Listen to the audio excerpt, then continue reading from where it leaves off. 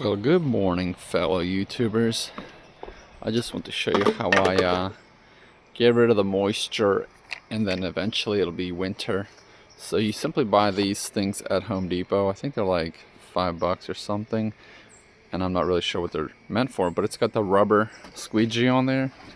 And then you can get a rod. They actually sell rods that are much longer than this, but this is enough just for reference here. So I just put it on there and drag it all down.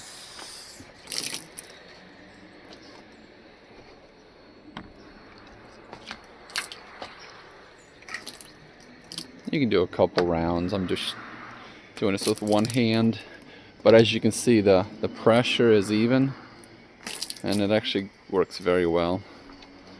I'm being kind of lazy here with one hand, not really putting much pressure down.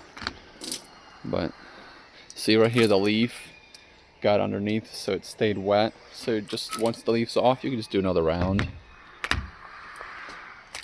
And you can go to the spots you missed. But doing this will make sure that you're going to get the maximum amount of solar harvested on a daily basis, or I guess after a rainy day. Plus, if there's any sediment, instead of you having to actually wash them, just wait for a rainy day, squeegee it afterwards.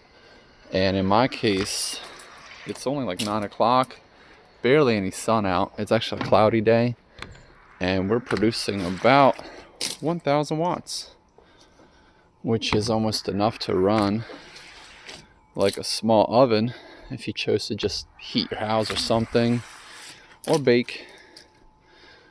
So hopefully this was beneficial to you guys. It's always fun to come out in the mornings and just do a little squeegeeing. Again, 2 hands, much easier, but you get the point. So I'll finish this off, and yeah, let me just finish this and I'll add some music there for you guys.